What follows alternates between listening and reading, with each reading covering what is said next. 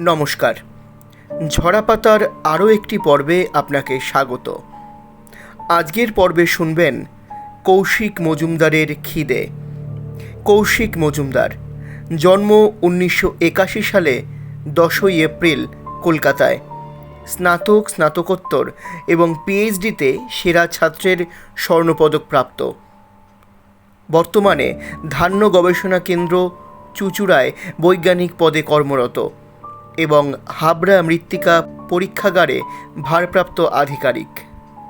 Germany থেকে প্রকাশিত হয়েছে তার লেখা গবেষণা গ্রন্থ ডিসকভারিং ফ্রেন্ডলি ব্যাকটেরিয়া একুয়েস্ট 2012 সালে।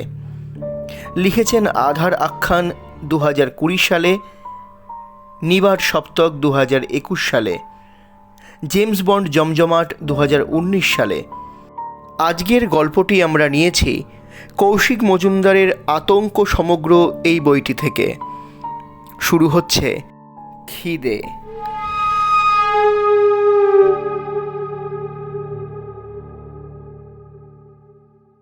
এই সানি, একটা ভূতের গল্প শুনবি? না, শুনবো না। কেন রে, তোর ভয় করে নাকি? অন্ধকারে ভয় পাস? আমি কোনোদিন অন্ধকারে ভয় পেতাম না, তবু দাদা প্রায় রাতেই আমায় খেপাতো। সবাই খেয়ে দিয়ে ঘুমিয়ে পড়ার পর যখন চারিদিক নিস্তব্ধ হয়ে যেত আর আমি কোলবালিশ জড়িয়ে আধো ঘুমে ঢলে পড়তাম, ঠিক তখনই পাশের খাট থেকে ফিসফিসিয়ে গলায় দাদা নানা রকম গল্প বলতো। আমাকে খেপিয়ে কী যে আনন্দ পেত সে আর বলার না। একবার কোথা থেকে একটা মরা বিড়াল নিয়ে আমার পাশে শুয়ে রেখেছিল। মাথাটা থ্যাতলানো, মুখটা হা, দাঁতগুলো চকচক করছে। আমি ঘুম থেকে উঠে ওটাকে দেখে যেই না চিৎকার করে উঠেছি, অমনি দাদা নিজের বিছানা থেকে লাফ দিয়ে নেমে সানি ভয় পেয়েছে, সানি ভয় পেয়েছে করে ঘর জুড়ে নাচতে লাগলো। ও জানে আমি এসব ইয়ার্কি একদম পছন্দ করি না, তবুও করে। ভুল বললাম, করতো। আমি সানি, ভালো নাম স্বর্ণাভ সেন। আমার দাদা অনি, ওর ভালো নাম অগ্নিব ছিল। আমি জন্ম থেকেই দুর্বল, বাবা বলে কঙ্কালসার। হাড় জিরজিরে চেহারায় ফুটবলের মতো একখানা মাথা, লালচে চুল আর ফ্যাকাশে সাদা দেহ। পড়াশোনায় দাদা আমার চেয়ে ঢের বেশি ভালো ছিল, খেলাধুলোতেও। কে বলবে আমি অমন দাদার এমন ভাই? কাউকে না বললেও আমি জানি আমি আমার জ্বর ভীতু আর দুর্বল। আমার শুধু থেকে থেকে খিদে পায়। তোর কি ব্যাপার বলতো? দাদা মাঝে মধ্যে জিজ্ঞেস করে। এত খাস, সব যায় কোথায়? দেহে তো একটুও মাংস হচ্ছে না। সরু পেটে গরু ধরে কথাটি একেবারে মিথ্যে নয়, তা তোকে দেখলেই বোঝা যায়। আমাদের বাবার বদলির চাকরি, আজ এখানে তো কাল ওখানে। তার যেখানেই যেতাম না কেন আমাকে আর দাদাকে এক ঘরে পাশাপাশি খাটে ঘুমোতে হতো। বাবা অফিস নিয়ে ব্যস্ত আর মায়ের শরীর খুব একটা ভালো থাকতো না কখনোই। সারা গা সাদা সাদা, ফোলা ফোলা, চোখের তলায় কালি। না সারাদিন জানলার ধারে বসে আকাশের দিকে তাকিয়ে কি যেন দেখতো। আমরা কাছে গেলেই বড়জোর বলতো, এসেছিস? মন দিয়ে পড়ছিস তো বাবা? কিংবা যা বাবু, বাইরে গিয়ে খেল। আবছা শুনতাম মায়ের রক্তে কি একটা অসুখ আছে, আগে ছিল না। আমি জন্মানোর পর থেকেই মা এমন ধারা হয়ে গেছে। একা একা কথা বলে, গুনগুন গান গায়, লোক এলে মুখ ফিরিয়ে থাকে। যেখানেই যেতাম পাড়ার মেয়ে বউরা প্রথম মায়ের সঙ্গে আলাপ জমাতে আসতো।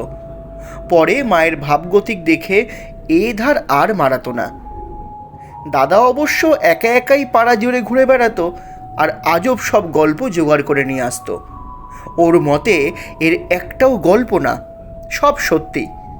তখন আমি বেশ ছোট, বাবা বাঁকুড়ার সোনামুখীতে পোস্টিং, যথারীতি সঙ্গে আমরাও আছি। সেবার দাদাই আমাকে প্রথমবার নিশির কথা বলেছিল। নিশি কাকে বলে জানিস? জানবো না কেন? নিশি মানে তো রাত্রি। ধুর বোকা, তুই কিচ্ছু জানিস না।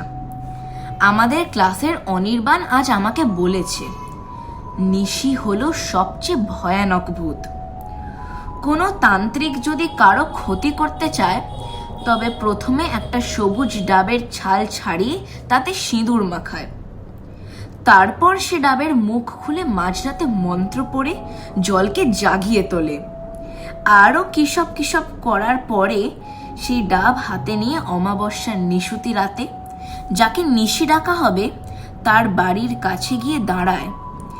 সেখানেই ওই ডাবের ভিতর থেকে ভেসে আসে ডাক, যা শুনলে তোর মনে হবে কোনো এক চেনা মানুষ তোকে ডাকছে।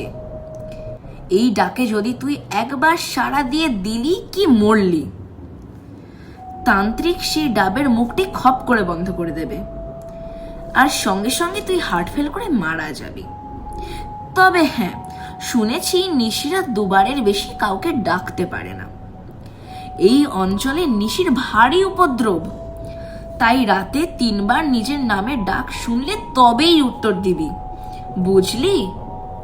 প্রথম 2 দিন কিচ্ছু হলো না। তৃতীয় দিন তখন অনেক রাত, আচমকা গরমে ঘুম ভেঙে গেল। ফ্যান চলছে না, এদিকটায় লোডশেডিংয়ের ভারী উপদ্রব। আমাদের বাংলোর ঠিক বাইরে আমার মাথার কাছে একটা কাঠবাদাম গাছ ছিল। ওটার পাতার সরসরানি আওয়াজে আমার গা হাত পায়ে কেমন শিরশির করতো বলে জানলা বন্ধ রাখতাম। দেখি সেই জানলার পাল্লা দুটো কিভাবে নিজে থেকেই খুলে গেছে। খোলা জানলা দিয়ে ঘরে ঢুকছে চাঁদের আবছা আলো। একটা খিদে ভাব আমার নাভি থেকে পাকিয়ে উঠতে লাগলো। আমি স্থির হয়ে দেখতে থাকলাম বাদাম গাছের ধারে একটা অন্ধকার ধীরে ধীরে জমাট বাঁধছে। আর তারপরেই দাদার গলা পেলাম, ঠিক জানলার বাইরে থেকে, স্পষ্ট নির্ভুল। সানি, সানি। উত্তর দিতে যাচ্ছিলাম, এমন সময় চমকে পাশে তাকিয়ে দেখি দাদার বিছানায় দাদা চাদর মুড়ি দিয়ে শুয়ে আছে। এ তবে কে? দাদা তো নয়। তবে কি? আবার ডাক ভেসে এলো জানলা দিয়ে, এবার আরও কাছে। সানি। আমি ভয়ে পাথর হয়ে গেছি, নড়তে পারছি না। কেউ যেন মন্ত্র বলে আমাকে পুতুল বানিয়ে দিয়েছে। আমি শুধু এক দৃষ্টিতে তাকিয়ে আছি খোলা জানলার দিকে। কাঠবাদাম গাছের পাশের ছায়াটা এবার অবয়ব নিয়েছে। সেই অবয়ব অবিকল আমার দাদার মতো। ধীর পায়ে জানলার ধারে এসে রড ধরে সেই ছায়ামূর্তি খিলখিল করে হেসে উঠল। সানি ভয় পেয়েছে, সানি ভয় পেয়েছে, ভীতু, সানি ভীতু। শুধুমাত্র আমাকে ভয় পাওয়ানোর জন্য শয়তানটা কোলবালিশকে মানুষের মতো শুয়ে পাখা বন্ধ করে চুপি চুপি এই মাঝরাতে ঘরের বাইরে গাছের তলায় বসে কামড় খাচ্ছে মশার। মানুষ হিসেবে নেহাত খারাপ ছিল না আমার দাদা। আমি যখন ভয় পেয়ে ফুপিয়ে ফুপিয়ে কাঁদতাম, ও এসে গায়ে মাথায় হাত বুলিয়ে দিত, বলতো, সরি সানি, সত্যি বলছি, এই বিশ্বাস কর, মা কালীর দিব্যি, আর কোনোদিন যদি তোকে ভয় দেখাই তো আমার নাম বদলে ফেলবো।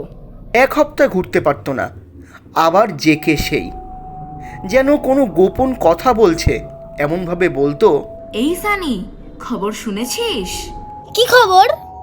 গত সপ্তাহে বাপ্পা গুন্ডা পুলিশের গুলিতে মারা গেল, জানিস তো? বাপ্পা গুন্ডাকে আমরা সবাই চিনতাম। গায়ের রং পুড়ে কালো, চোখ দুটো কয়লার মতো, কণ্ঠে কর্কশ গর্জন। রাত হলেই সে আমাদের গলির মোড়ে এসে দাঁড়াতো, হাতে লোহার রড। টাকার ব্যবসায়ীদের হুমকি দিত, না দিলে ইচ্ছে মতো পেটাতো। রাতে খুব বৃষ্টি হচ্ছিল, তার মধ্যেই পুলিশ আচমকা ওর বাড়ি ঢুকে পড়ে। প্রাণে বাঁচতে বাপ্পা গুন্ডা গুলি চালায়, পুলিশও পাল্টা গুলি চালায়, আর তাতেই বাপ্পা মরে যায়। এসব দাদার থেকেই শুনেছি। হ্যাঁ, পুরানো খবর। তুই তো বললি সেদিন। সে তো বলেছি, কিন্তু আজ নতুন খবর পেলাম, শুনবি? আমি বুঝে গেছি আবার কোনো ভয়ের গল্প বলবে, তাই আগে থেকেই বললাম, আমি শুনতে চাই না। চাই না বললেই হবে, আমি শোনাতে চাই। অদ্ভুত ঘটনা, শুনলে চমকে যাবি। শুনতে চাই না। বাপ্পা গুন্ডা মরার পর দানও হয়ে গেছে। দানো, সে আবার কি? সে কি, তুই দানও জানিস না? পাপী মানুষের মৃতদেহে অতৃপ্ত আত্মারা বাসা বাঁধে।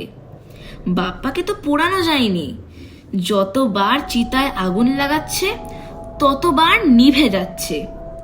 শেষমেশ বাপ্পাকে কবর দেওয়া হলো কালীবাড়ির পেছনে পুরনো শ্মশানে। আর সেখান থেকেই যত সমস্যা। কি সমস্যা? কদিন আগে আমাদের ক্লাসের মিঠু টিউশন থেকে ফিরছিল, হাতে টর্চ। হঠাৎ টর্চের আলোয় দেখতে পেল কালীবাড়ির মন্দিরের সামনে দাঁড়িয়ে আছে কেউ, মাথা নিচু, সারা শরীর ভেজা আর চোখ দুটো টকটকে লাল, যেন টুনিবাতি জ্বলছে। কে কে ওখানে? মিঠু কাপা গলায় বলতেই লোকটা ধীরে ধীরে মুখ তুলে তাকালো। ঠোঁটের কোণে বিকৃত রক্তমাখা হাসি। মিঠু আর দাঁড়িয়ে থাকতে সাহস করেনি, সঙ্গে সঙ্গে দৌড়ে বাড়ি ফিরে আসে। আর সেই রাতে ধুম জ্বর। তারপরই তো আসল খবর। বাপ্পার পুরনো সঙ্গী মন্টু, যে এখন স্টেশনে চায়ের দোকানটা চালায়, পরশু যখন দোকান বন্ধ করছিল তখন রাত প্রায় 11:30 হবে। সঙ্গে ওদের আরেক বন্ধু পলাশও ছিল। হঠাৎ ওদের কানে এলো টুং টুং করে একটা ধাতব আওয়াজ, কেউ যেন রড মাটিতে ঠুকছে। কে ওখানে? পলাশদা জিজ্ঞাসা করেছিল, কিন্তু কোনো উত্তর নেই। হঠাৎ দোকানের পেছনের অন্ধকার থেকে ভেসে এলো একটা গলা। কিরে, আমায় চা দিবি না মন্টু? দুজনেরই গলা শুকিয়ে গেল। দুজনেই এই গলা চেনে, বাপ্পার গলা। পলাশদা আমায় নিজে বলেছে। ধীরে ধীরে ছায়া থেকে বেরিয়ে এলো বিরাট একটা বিশাল শরীর, মুখ অন্ধকারে ঢাকা, শুধু চোখে আগুন। তার বাঁ হাতে একটা লোহার রড, ডান হাতের আঙুলগুলো লম্বা ধারালো, যেন নখ নয়, ছুরি। তুই আমায় ধরিয়ে দিলি মন্টু, তুই তো পুলিশকে বলেছিলি আমি কখন ঘরে থাকবো, দানোটা ফিসফিস করে বলল। তারপর পলাশদার দাঁড়ায়নি, প্রাণপণে ছুটে গিয়ে লোকজন জোগাড় করে ফিরেছিল। সবাই আলো নিয়ে এসে দেখল দোকানের ভিতর পড়ে আছে মন্টুর দেহ, চোখ দুটো নেই, গলা পেঁচানো, আর দেওয়ালে রক্ত দিয়ে লেখা, আমি ফিরেছি। এসব শুনেই আমার হয়ে গেছে। তার উপরে দাদা আবার বলল, তুইও সাবধানে থাকিস। আমি কেন? কাল নাকি কালীবাড়ির পিছনে বাপ্পার কবর নড়তে দেখা গেছে। মাটি ফেটে বেরোচ্ছে একটা হাত, কালো কালো ফোলা ফোলা, নখগুলো যেন কাস্তে। চারিদিকে পচা দেহের সঙ্গে পোড়া মদের গন্ধ। সে রাতে ঘুম আসেনি আমার। একেবারে ভোরের দিকে একটু চোখ লেগেছে কি লাগেনি, ঘুমের মধ্যেই মনে হলো কেউ আমার পা ধরে টানছে। আমি চিৎকার করে উঠে বসতেই হা হা করে হাসতে হাসতে আবার দাদা ঘুরে ঘুরে বলতে লাগলো, সানি ভয় পেয়েছে, সানি ভয় পেয়েছে, ভীতু, সানি ভীতু। এরপরের টানা 7 দিন ওর আমাকে সরি বলতে হয়েছে। তারপর কথা বলেছি। বাঁকুড়ায় প্রায় 1.5 বছর কাটানোর পর একদিন বাবা অফিস থেকে বেশ হাসি খুশি মুখেই ফিরল। তখন জুন মাস, প্রচণ্ড গরমে সবাই হাঁসফাঁস করছি। মা বিছানায় শুয়ে কি একটা বই পড়ছিল। বাবা ঘরে ঢুকেই বলল, ভালো খবর আছে লিলি, আমার ট্রান্সফার অর্ডার এসেছে। আবার ট্রান্সফার? ক্লান্ত গলায় বলল মা। আরে যেমন তেমন ট্রান্সফার না, একেবারে দার্জিলিংয়ে। একবার ওদিকে গেলে অন্তত 5-7 বছরের জন্য আর নিচে নামাবে না।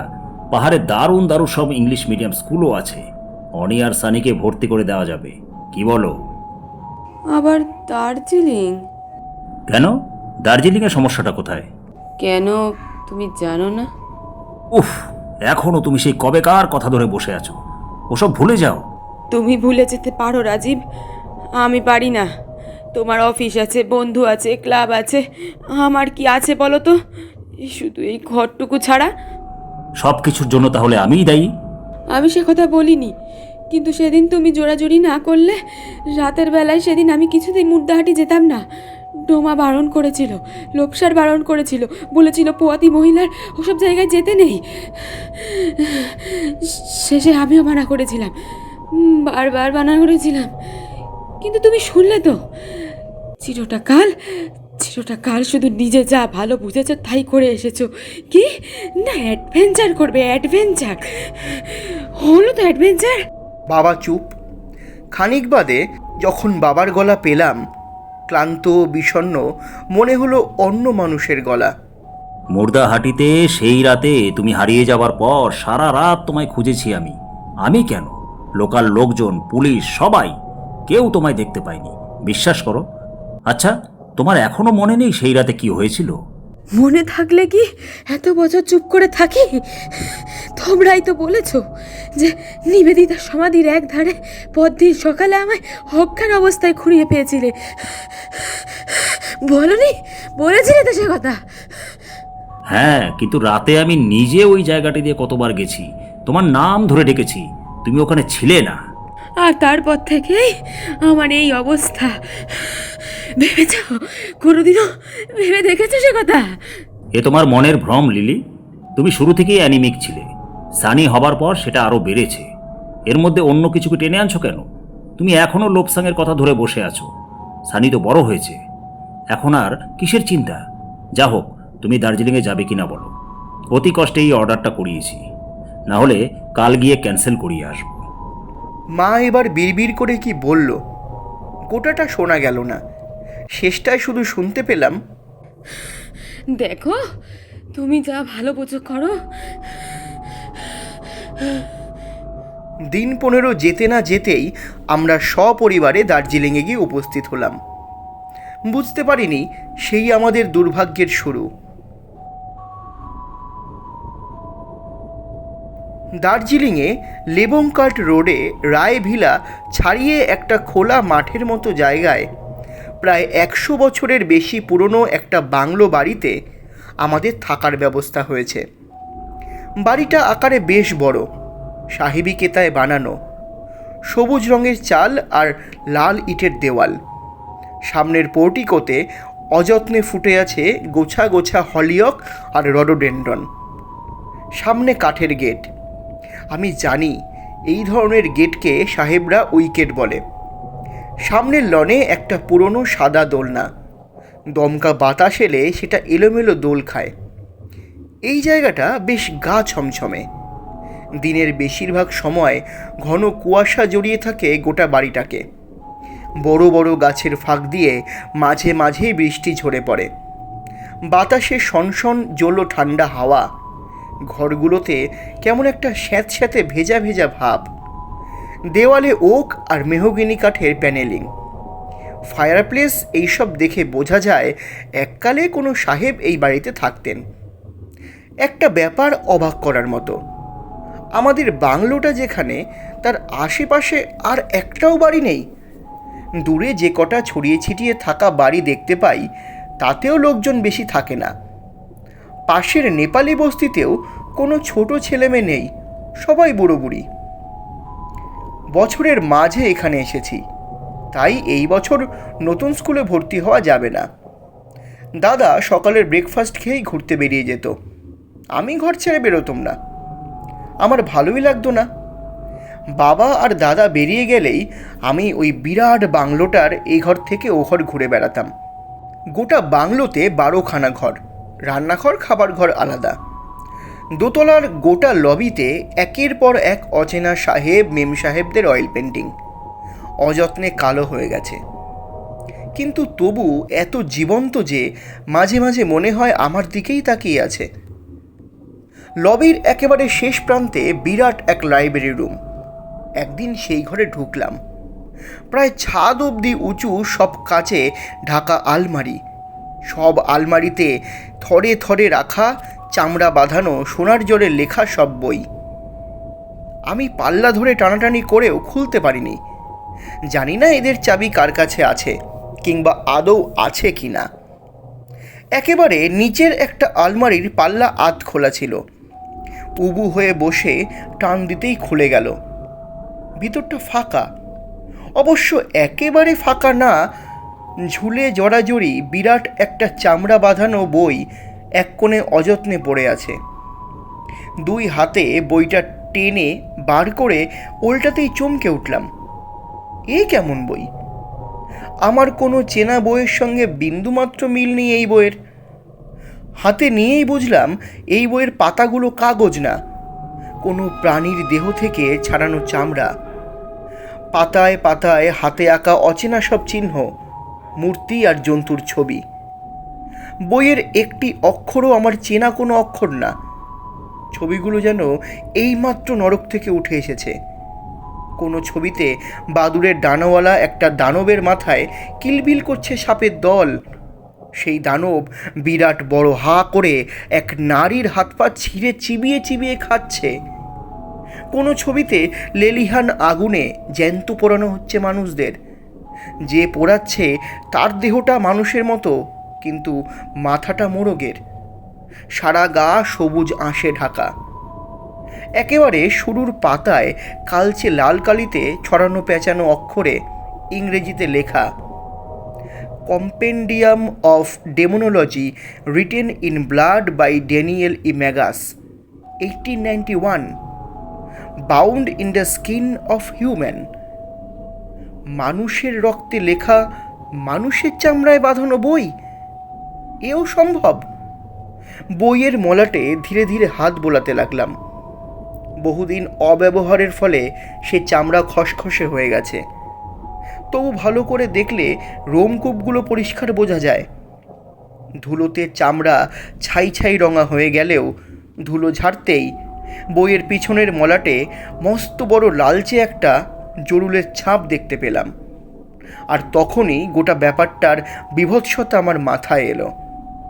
আর এক মুহূর্ত এই ঘরে না। আর ঠিক তখনই আওয়াজটা শুনতে পেলাম, কিচ কিচ কিচ কিচ। কেউ জং ধরা লোহার ওপরে আরও একটা ধাতব কিছু নিয়ে ঘষছে। আওয়াজটা এই ঘরেই কোথাও হচ্ছে। ইঁদুর নাকি? কিন্তু এই ঘরে ইঁদুর থাকলে বইয়ের এতদিনে দফারফা হওয়ার কথা, তা তো হয়নি। ধীর পায়ে উঠে কান পেতে শোনার চেষ্টা করলাম। আওয়াজটা হয়েই চলেছে, কিচ কিচ কিচ কিচ। কখনো দ্রুত লয় হচ্ছে, কখনো বা ধীরে, কিন্তু বন্ধ হচ্ছে না। এক পা করে দেওয়ালের দিকে এগিয়ে গেলাম।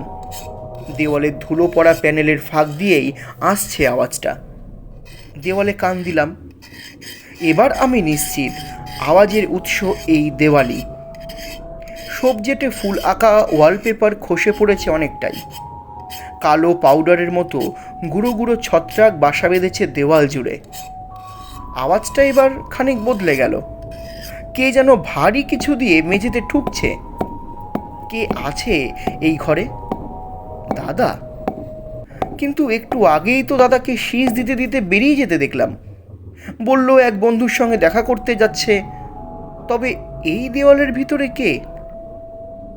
অল্প একটু চাপ দিতেই দেওয়ালে লম্বালম্বি একটা ফাটল তৈরি হলো। একটু চাপ দিতেই সরে গেল দেওয়ালের প্যানেলিং। দেওয়ালের ওপাশেও একটা ঘর আছে। তবে বাড়ির 13 নম্বর ঘর, গোপন কুঠুরি। এমন ঘর সাধারণত অন্ধকার হয়, কিন্তু এটা তেমন না। এক পাশের ছোট একটা বো উইন্ডো দিয়ে তেরছা আলো ঢুকছিল। ঘরের প্রায় বেশিরভাগটাই ফাঁকা। দেওয়ালের রং কুচকুচে কালো। ঘর জুড়ে চাপা একটা গন্ধ জমাট বেঁধে রয়েছে। এমন গন্ধ আমি একবারই পেয়েছিলাম, বাজারে যেখানে খাসি কাটা হয় তার পাশে। বাড়ি এসে হড়মড়িয়ে বমি করে ফেলেছিলাম। রক্তের গন্ধ এমনই হয় বলেছিল বাবা। অবিকল সেই গন্ধ, শুধু অনেক দিনের বাসি। মেঝেতে বেশ কিছু শিকল আর আংটা বাঁধা।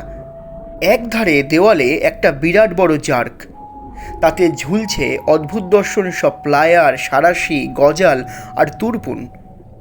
টেবিলে থরে থরে সাজানো গোটা 10 জং ধরা ছুরি, একটা মাংস কাটার চপার, কাঠের হাতল দেওয়া একটা হাতুড়ি আর 2 দাঁতওয়ালা বিরাট কাঁটা চামচের মতো কি একটা। কিন্তু এসব এখানে কেন? কি হতো এই ঘরে? এই সানি, বাবাকে বলে দেব? দাদা কখন চুপি চুপি এই ঘরে এসে ঢুকেছে টেরই পাইনি। না, তুই বলবি না। হ্যাঁ, বলবো। তোকে না বাবা বলেছে এই পুরনো বাড়িতে ঘোরাঘুরি করবি না, এখনো সব মেরামত করা হয়নি। কখন কি ঘটবে? ও মাই গড, এটা কিসের বই রে? কোথায় ছিল এটা? গোপন ঘর আজকেই খুঁজে পেয়েছি, তবে কি কাজে লাগতো তা জানি না, আর জানি না বলেই তো দেখছিলাম। দাদা কিছু না বলে ধীর পায়ে র্যাকের দিকে এগিয়ে গেল। বাপ রে, এ তো কোনো অপারেশন থিয়েটার মনে হচ্ছে।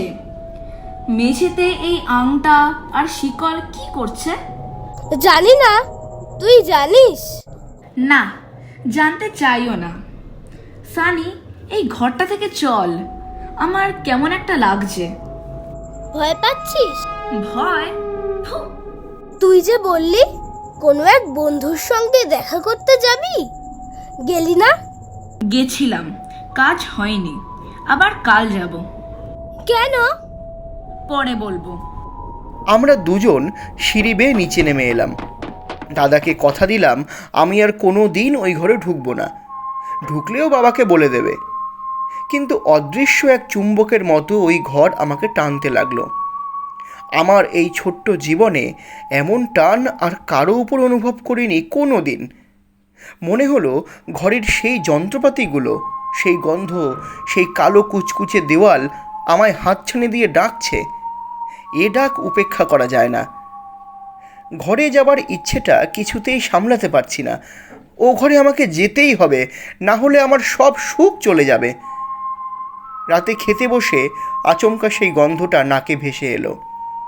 রক্তের গন্ধের সঙ্গে পচা ক্ষতের গন্ধ মেশানো। উল্টে বমি চলে এলো। কিরে, তুই খাচ্ছিস না কেন? খাবার টেবিলে বাবা জিজ্ঞেস করলো। খিদে নেই?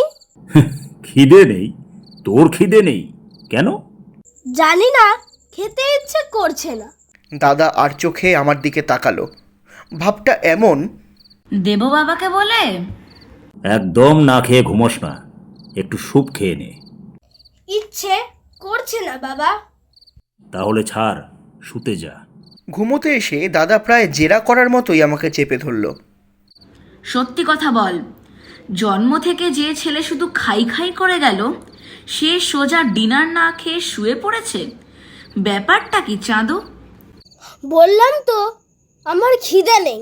দুপুরের ঘটনায় ভয় পেয়েছিস? না, আমি কেন ভয় পাবো? ভয় তো তুই পেলি। ধুর পাগলা, যাকগে, এক রাত না খেলে কিছু হয় না, ঘুমিয়ে পড়। কিন্তু তুই যে তখন কি একটা কথা বলবি বলেছিলি। বলেছিলাম, তাই না? আজকে বড্ড ঘুম পাচ্ছে, রাতে মাংসটা বড্ড ভালো রেখেছিল। এখন ঘুমাতে দে, কাল বলবো, প্রমিস। আর পরদিনই দাদা আচমকা হারিয়ে গেল।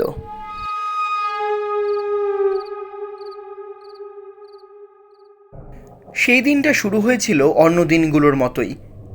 আকাশ মেঘলা, যেন এক্ষুনি বৃষ্টি নামবে।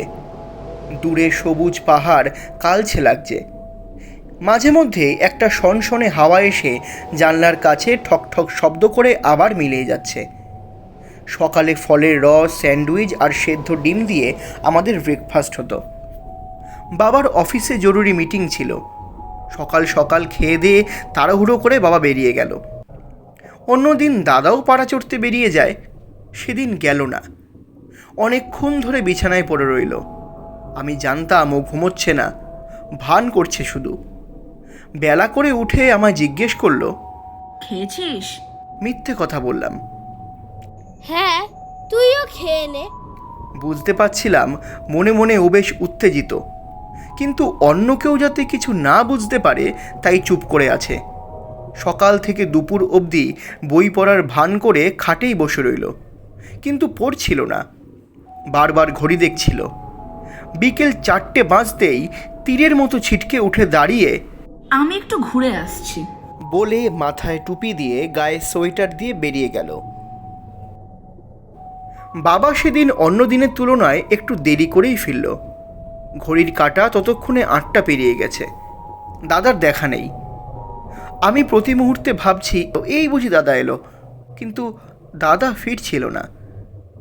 বাবা ঘরে ঢুকেই আমাকে একলা সোফায় বসে বই পড়তে দেখে প্রশ্ন করলো, তুই একা বসে এখানে কি করছিস? অনি কোথায়? বেরিয়েছে, এখনো ফেরেনি।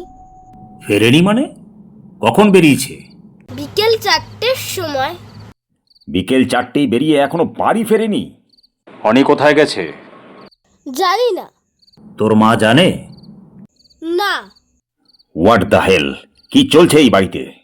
বলে বাবা স্যুট বুট পরেই সোজা ঢুকে গেল মায়ের ঘরে। মায়ের আয়া ইয়াংজি তখন মাকে চুল বেঁধে দিচ্ছিল। বাবাকে ওভাবে ঢুকতে দেখে মাও থতমত খেয়ে গেল। কি হয়েছে তোমার? কি হয়েছে মানে? অনি কোথায় গেছে? মা আমতা আমতা করতে লাগলো। আমাদের রোজকার জীবনযাপনে মায়ের সরাসরি যে কোনো যোগাযোগ ছিল না সেটা সবাই জানলেও এই কঠিন সত্যের উপরে একটা আলগা পর্দা দেওয়া থাকতো। সেদিন বাবা নিজে থেকেই সেই পর্দাটা ছিঁড়ে ফেলবে বলে দৃঢ় প্রতিজ্ঞ হয়ে উঠেছিল। জানো না তাই তো? তোমার ছেলে বিকেল 4টেয় বেরিয়ে এখনো ফেরেনি, খোঁজ রাখো তার। মা খানিক চুপ থেকে বলল, রাখিনি, কারণ আমার এই শরীর নিয়ে আমি তো ঠিকঠাক নড়তে চড়তেই পারি না, তো ছেলেদের খোঁজ রাখবো কেমন করে? মরেই তো গেছিলাম সেই রাতেই। বাবা মাকে থামিয়ে দিয়ে বলল, ও স্টপ ইট লিলি, কিছু হলেই তুমি এই এক ইস্যু নিয়ে শুরু করো। করবো না কেন? 100 বার করবো। মামারা মেয়েকে বিয়ে করেছিলে বলে যা খুশি তাই বলে যাবে, তাই না? আমি সব জানি, অজ্ঞান হয়ে যাইনি আমি, মরেই গিয়েছিলাম। সানিও পেটের ভিতর নড়াচড়া করা বন্ধ করে দিয়েছিল, আমি সব ঠিক পেয়েছিলাম। শেষে লোপসাং ওর চেনা কোনো এক ওঝাকে দিয়ে আমার প্রাণ বাঁচিয়েছিল। তুই বারবার মানা করেছিলে, বলেছিলে এসে বুঝরু কি, হ্যাঁ বুঝরু কি কি তাই তো? আমি কোনোদিনও অ্যানিমিক ছিলাম না, কোনোদিনও না। যা হয়েছে সেই রাতের পরে হয়েছে। তুমি সব ভাইকে ভুল বোঝাও, কিন্তু নিজের বিবেককে তুমি বোঝাতে পারবে তো? হ্যাঁ, এতগুলো কথা বলতে বলতে মা হাঁপিয়ে পড়েছিল।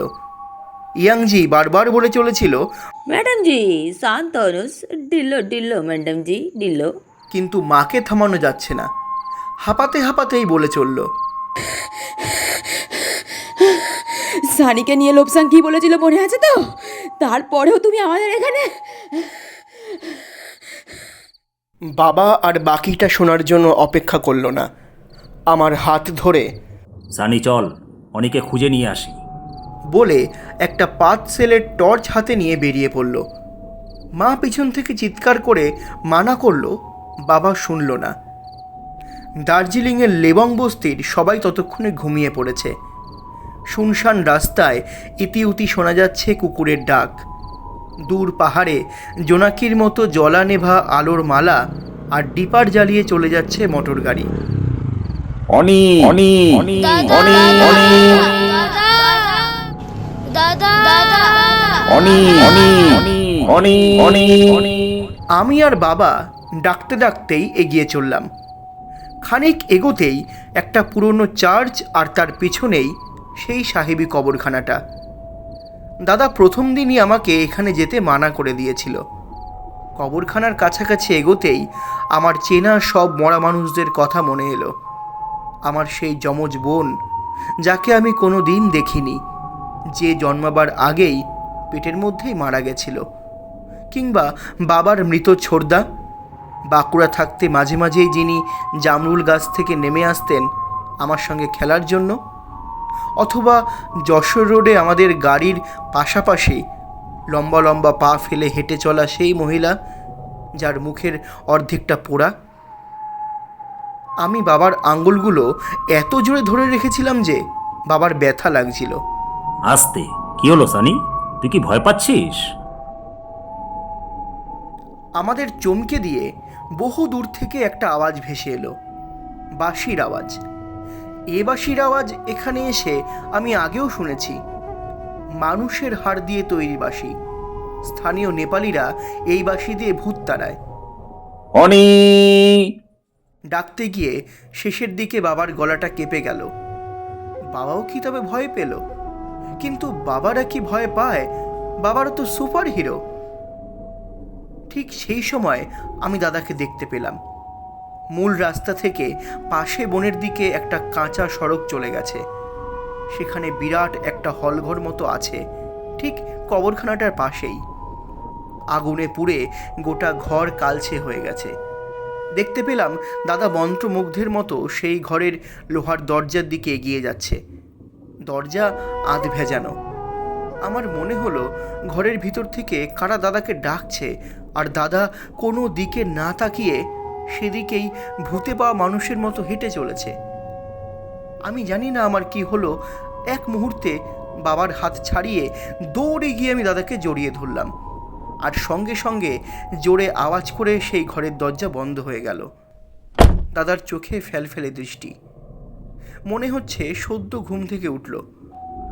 বাবা বেজায় বকলো দাদাকে। এত রাতে একা একাই কবরখানায় কি করছিলি? উত্তর দিল না। কাল থেকে তোমাদের দুই ভাইয়ের বাড়ি থেকে বেরোনো বন্ধ, বেশি স্বাধীনতা পেয়ে গেছো, তাই না? গজগজ করতে করতে টর্চ হাতে এগিয়ে চলল বাবা, পিছু পিছু আমরা। কিন্তু আমি নিশ্চিত জানতাম দাদা এই কবরখানায় একা একা ঘুরছিল না। সেই রাতেও আমি কিছুই খেলাম না। আমার এতদিনের খিদে কোন অজানা কারণে একেবারে ভ্যানিশ হয়ে গেছিল। শুতে এসে আলো বন্ধ করে দাদা প্রথমেই বলল, তুই কি আজকে ওই 13 নম্বর ঘরে ঢুকেছিলি? না, না তো। কেন? আমি একটু আগে গেছিলাম। সেই ছুরি, সাঁড়াশি, প্লায়ার, হাতুড়ি কিচ্ছু নেই। তাতে কি হলো? না মানে কেমন একটা লাগছে আমার। দাদাকে বলতে চাইলাম আমি মিথ্যে কথা বলছি। আজ দুপুরে ও বেরিয়ে যাওয়ার পরে আমি ওই ঘরে ঢুকেছিলাম একটা ব্যাগ হাতে নিয়ে। আমি ওই যন্ত্রগুলো একটা একটা করে সেই ব্যাগে পুরে আমার খাটের তলায় রেখে দিয়েছি। কেন জানি না, কিন্তু বারবার মনে হচ্ছিল ওগুলো সেই নিশির ডাকের মতো আমাকে ডাকছে। এই ডাক উপেক্ষা করা যায় না, কিন্তু বলতে পারলাম না, বরং কথা ঘোরাবার জন্যই বললাম, তুই কি করছিলি এতক্ষণ? জর্জের সঙ্গে দেখা করতে গেছিলাম। কে জর্জ? বলতে পারি, কিন্তু কথা দে তুই কাউকে বলবি না। বলবো না। মা বাবাকে তো নয়। ঠিক আছে। তবে শোন, তুই একটা ব্যাপার খেয়াল করেছিস? আমাদের এই বাড়ির আশেপাশে তেমন কোনো বাড়ি নেই, আর যে কটা আছে সেগুলোতেও কোনো বাচ্চা ছেলে মেয়ে থাকে না। এটা আমিও খেয়াল করেছি রে। একটু অবাকই লেগেছিল, কিন্তু আমি তো বাড়ি থেকে বেরাই না, তাই ভাবতাম আমারই ভুল। আমি সারা দিন এদিক ওদিক ঘুরে বেড়াই, কোনো ভুল নেই। সত্যি কোনো বাচ্চা থাকে না এই এলাকাটায়। আর কেন থাকে না সেটা জর্জ আমায় বলেছে।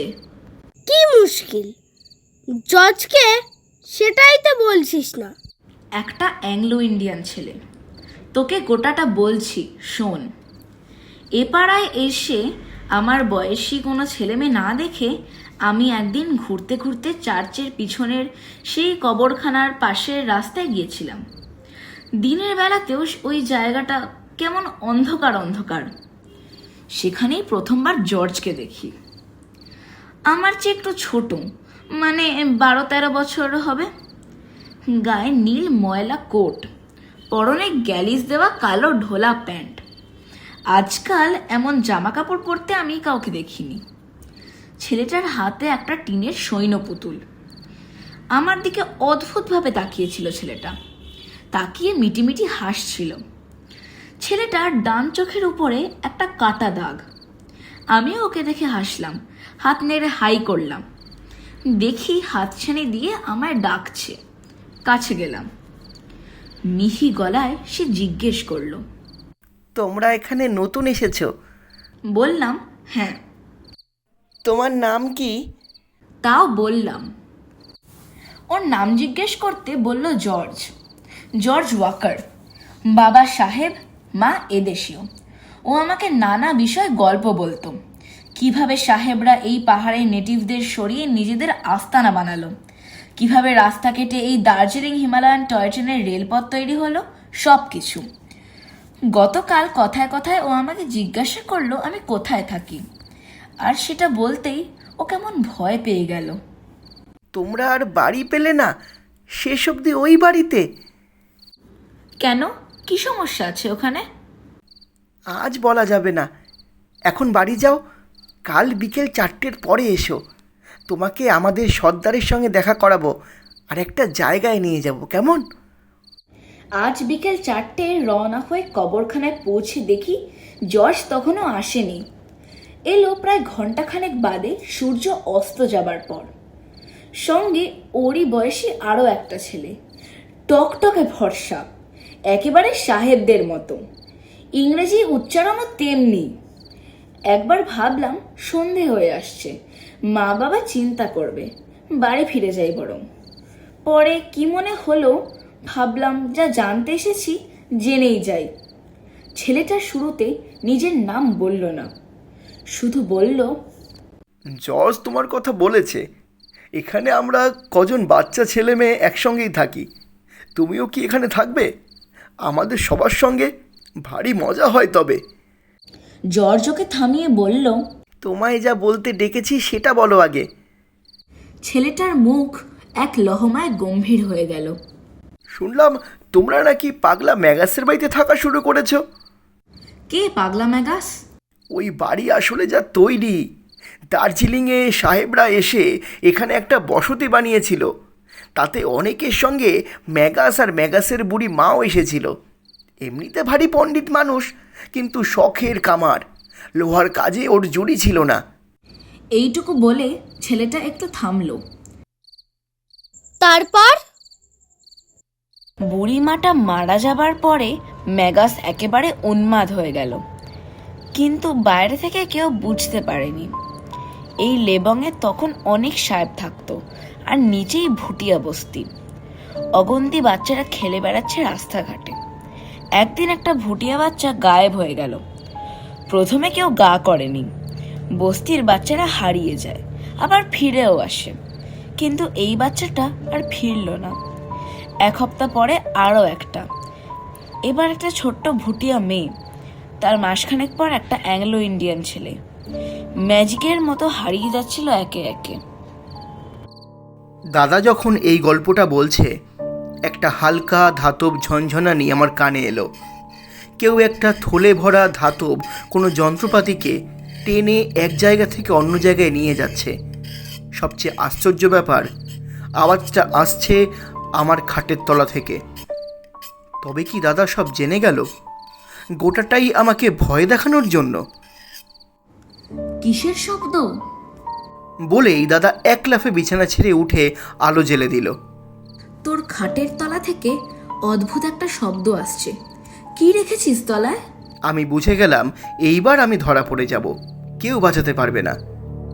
দাদা হাতের ছোট টর্চটা নিয়ে খাটের তলায় উবু হয়ে তন্ন তন্ন করে খুঁজল। না, কিছু নেই তো। তাহলে আমিই ভুল শুনেছি। তুই কিছু শুনতে পাসনি? না তো, কিসের শব্দ?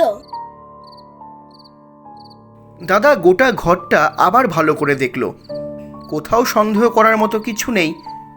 আমি স্বস্তির নিঃশ্বাস ফেলতে গিয়েই মনে পড়ল, খানিক আগে নিজের হাতে ব্যাগটা আমি খাটের তলায় রেখেছিলাম। সেটা গেল কোথায়? নাকি ওটাও অন্যবারের মতোই দাদার একটা প্র্যাঙ্ক? খাটের তলায় তাকানোর অদম্য ইচ্ছে হচ্ছিল, কিন্তু তাহলেও বুঝে যাবে যে আমি কিছু একটা সন্দেহ করেছি। সেটা হতে দেওয়া যাবে না কিছুতেই। যাকগে, আমারই শোনার ভুল। বলে আলো বন্ধ করে নিজের বিছানায় শুয়ে দাদা আবার আরম্ভ করলো। যা বলছিলাম, 6-7টা বাচ্চা এভাবে হারিয়ে যাবার পর সবার টনক নড়ল। শেষটা ছিল আবার এখানকার ডাক সাইডে থিওডোর সাহেবের একমাত্র ছেলে। পিঠে ইয়াব বড় একটা লাল জল, বন্ধুরা ওকে মজা করে ব্লচ বলে ডাকতো। এরপর সবাই সবার দিকে নজর রাখতে শুরু করলো। মাসখানেক সব চুপ। তারপর এলসা নামে একটা মেয়ে হারাতেই একজন খবর দিল শেষবার এলসাকে ম্যাগাসের বাড়ির কাছে দেখা গেছে। বস্তির সকলে মিলে লাঠিসোঁটা মশাল আর হ্যারিকেন নিয়ে ওর বাড়ির সামনে ভিড় জমালো। ম্যাগাস ঘর থেকে বেরোলো, ওকে বেরোতেই হতো। ঘরের ভিতরটা ঘুটঘুটে অন্ধকার। অন্ধকার আর কনকনে ঠান্ডা। সেই ডিসেম্বরের শীতরাতে ফায়ারপ্লেসে আগুনটুকুও জ্বলছে না, আর ঘর ছোড়া একটা মাংস পচা গন্ধ। ম্যাগাস সেই অন্ধকারের মধ্যে মিশেছিল। শুধু তার কোটরাগত জান্তব চোখ দুটো জলজল করছিল সেই আঁধারেও। সবাই জিজ্ঞেস করলো ম্যাগাস এলসাকে দেখেছে কিনা। ম্যাগাস দেখিনি বললেই হয়তো মিটে যেত, কিন্তু ও আচমকা নার্ভাস হয়ে পড়ল। কোনো উত্তর না দিয়ে তাড়াহুড়ো করে দরজা ঠেলে বন্ধ করতে যেতেই গোটা ব্যাপারটা হাতের বাইরে বেরিয়ে গেল। একজন লণ্ঠন তুলে ওর মুখের সামনে ধরতেই দেখতে পেল ম্যাগাসের কঙ্কালসার মুখের শুকনো ঠোঁটের চারপাশে গাঢ় কালচে লাল রঙের মতো কি একটা লেপ্টে আছে। কিন্তু প্রত্যেকে বুঝতে পারছিল ওটা আর যাই হোক তেল রং বা রং ছিল না। কি ছিল বলতো? আমার গলা শুকিয়ে এসেছিল, তবু বললাম, কি? ধুর বোকা, রক্ত ছিল রে, কাঁচা রক্ত। ঠিক তখনই আবার আমি সেই আওয়াজটা শুনতে পেলাম। পশু কাটার আগে কসাই যখন ছুরি ধার করে তখন যেমন একটা কিচকিচ কিচকির কিরকির শব্দ হয়, অবিকল সেই শব্দ। এই সানি, কিছু শুনতে পাচ্ছিস?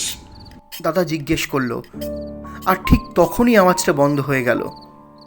না। আমি সত্যি কথাই বললাম। দুজনে মিলে খানিকক্ষণ একেবারে চুপ করে শুয়ে রইলাম। দুজনেরই কান খাড়া। আমার মনে হচ্ছিল দাদা এবার বাড়াবাড়ি করছে। প্র্যাঙ্ক করতে গিয়ে এতটা না এগোলেও পারতো, কিন্তু ম্যাগাস এ নামও জানলো কেমন করে? কিংবা সেই জরুলওয়ালা ছেলেটার কথা? আমি নিজে বইয়ের মলাটে যে জরুলের দাগ দেখেছি, ও হরি, এবার বুঝেছি। আজ বাড়ি ফিরেও লাইব্রেরি রুমে গেছিল। ওখানেই ম্যাগাসের বইটা দেখে দাদা গোটা গল্পটা মনে মনে বানিয়েছে। এ সমস্ত কিছু আসলে আমাকে ভয় দেখানোর জন্য। আমি ভয় পাবো আর ও ঘুরে ঘুরে নাচবে। তুই বরং সেই ম্যাগাজের গল্পটা বল। আমি কোনো মতে এই গল্পটাকে শেষ করতে চাইছিলাম। তারপর আর কি, ম্যাগাস পালালো। সিঁড়ি দিয়ে উঠে সোজা লাইব্রেরি রুমে ঢুকে দরজা বন্ধ করতে গেল, কিন্তু পারল না। ততক্ষণে অনুসরণকারীরাও ভিতরে ঢুকে গেছে। লাইব্রেরির ওই গোপন ঘরে ঢুকতেই সবাই ওর সেই যন্ত্রপাতিগুলো দেখল। সেই যন্ত্র যেগুলো তুই সেদিন খুঁজে পেলি। শুধু সেসবে জং ধরা ছিল না, ছিল রক্ত মাখা, টাটকা রক্ত। আর কি পেয়েছিল জানিস? আবার সেই চিরচির চিকচিক ধাতব শব্দটা হচ্ছে। এবার আওয়াজ আরও দ্রুত। মনে হলো এক কসাই খুব জোরে ঘষছে তার অস্ত্রকে। দাদা বোধহয় শুনতে পায়নি, ও আগের মতোই বলে চলেছিল।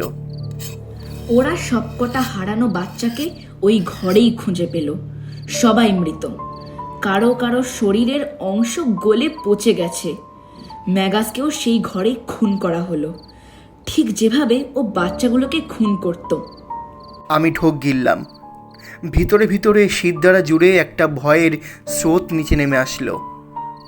হাতের মুঠো শক্ত করে বিছানায় শুয়েই আমি কাঁপছিলাম। প্রথমেই বাচ্চাগুলোর মুখ বন্ধ করে মেঝের সঙ্গে শিকল দিয়ে বাঁধত। তারপর ওই বড় বড় গজালার হাতুড়ি দিয়ে দমাদম দমাদম দমাদম, যতক্ষণ না ওরা মেঝের সঙ্গে সেঁটে যায়। আর তারপর কি করতো জানিস? দাদা আমার উত্তরের অপেক্ষা না করেই বলতে লাগলো, এই মাংস কাটার ছুরিতে শান দিয়ে ধারালো করে ও ওদের প্রথমে কেটে ফালা ফালা করত, আর তারপর কচমচ করে চিবিয়ে চিবিয়ে খেত, যতক্ষণ না বাচ্চাটার প্রাণ বের হয়। এখনো নাকি ম্যাগাসের অতৃপ্ত আত্মা অপেক্ষায় রয়েছে। সে দিন রাত খিদেতে ছটফট করছে। উপযুক্ত কাউকে পেলে নিজের খিদে মেটাবে। তোকে এইসব গল্প জর্জ বলল? নইলে আর বলছি কি? বলল ম্যাগাসের সেই সব শিকারেরা এখনো ওই পোড়ো বাড়িটায় আছে। বলল আমার সঙ্গে আলাপ করাবে। আমি বিশ্বাস করছিলাম না, আবার মানাও করতে পারছিলাম না। হয়তো ওদের সঙ্গে চলে যেতাম। জর্জ ততক্ষণে ঘরে ঢুকে গেছে। ও অন্য ছেলেটাও ঢুকতে যাবে। আমি ওকে জিজ্ঞেস করলাম, ও বলল আমার নাম হ্যারিস, তবে ওরা সবাই আমাকে ব্লচ বলে ডাকে। শুনে আমার পাশ সেখানেই আটকে গেল। ব্লচ বারবার ডাকছিল, আমি বুঝতে পারছিলাম না কি করব। এমন সময় আচমকা একটা বাঁশির শব্দে সম্বিত ফিরল, আর তারপরেই তোরা এলি। বলতে না বলতে দাদা এবার সত্যিই চমকে উঠল। গোটা ঘর জুড়ে সেই ধাতব আওয়াজ, চিরচির চিকচিক, চিরচির চিকচিক। আওয়াজ এত বেশি যে মনে হচ্ছে ঘরের দেওয়াল কাঁপছে। অস্ফুট একটা চিৎকার করেই দাদা গলা দিয়ে অদ্ভুত একটা আওয়াজ করতে লাগলো, যেন প্রাণপণে চিৎকার করতে চাইছে, কিন্তু কেউ সজোরে তার টুটি চেপে ধরে রেখেছে। আমার প্রচণ্ড ভয় করছিল আর দাদার উপরে রাগও হচ্ছিল। এবার ও খুব বাড়াবাড়ি করছে, এতটা না করলেও পারতো। ঘর জোড়া ঘুটঘুটে অন্ধকার বিরাট এক পাথরের মতো বুকে চেপে বসেছে। আমার শীত করছে, সঙ্গে বরফের মতো ঠান্ডা ঘামে ভিজে যাচ্ছে গোটা শরীর। বিছানা, পাশের খাট থেকে ভেসে আসছে দাদার আর্তনাদ,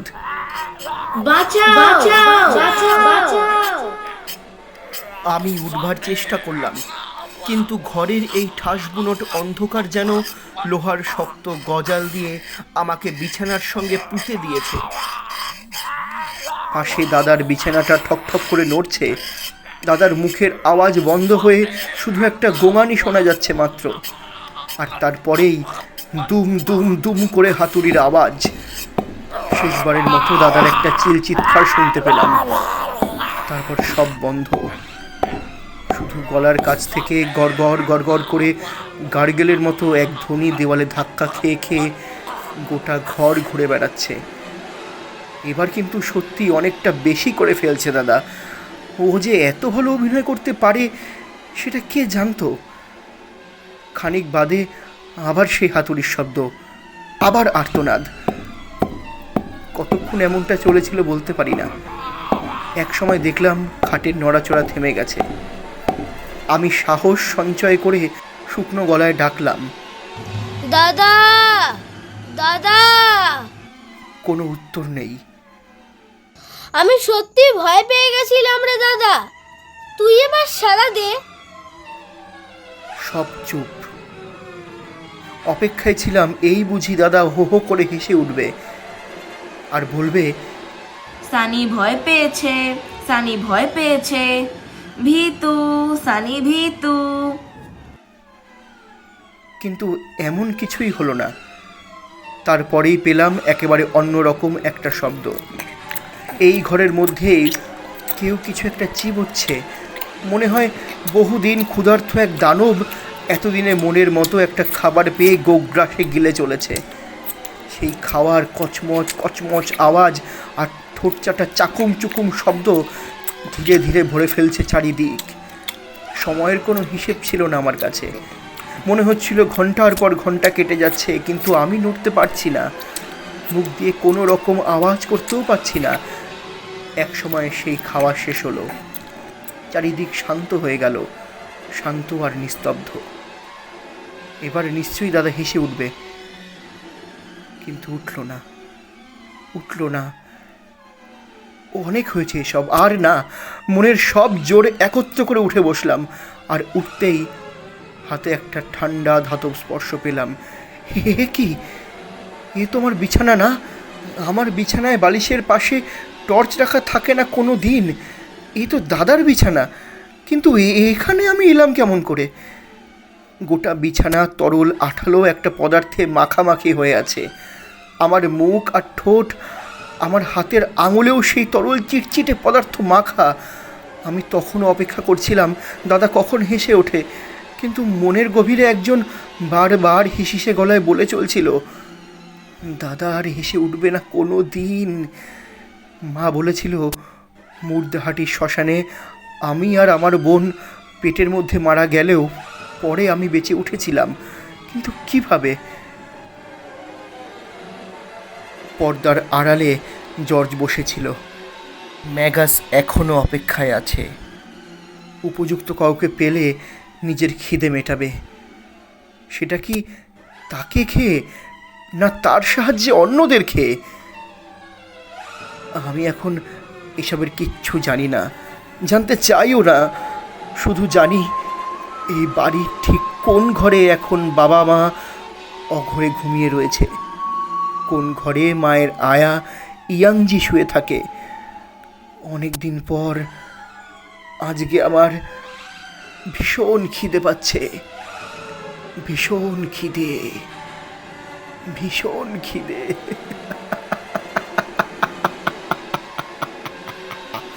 খিদে, খিদে পায়, খিদে পায়।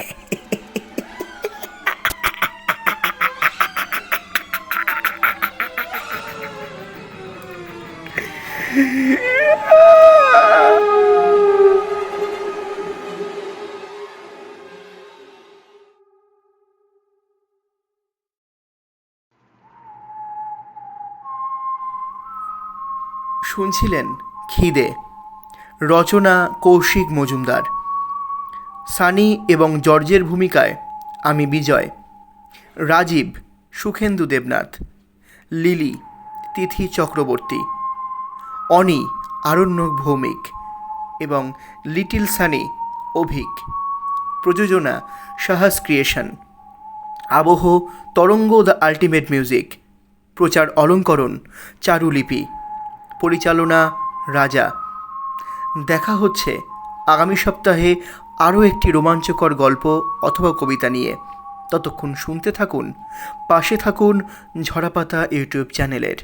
ঝরাপাতা, কবিতার ও গল্পের কথা বিজয়ের সঙ্গে। চ্যানেলটি যারা এখনও সাবস্ক্রাইব করেননি, সাবস্ক্রাইব করে পাশে থাকুন আমাদের নতুন নতুন নিবেদনগুলি সবার আগে আপনার মোবাইলে পেতে। দেখা হচ্ছে আগামী সপ্তাহে।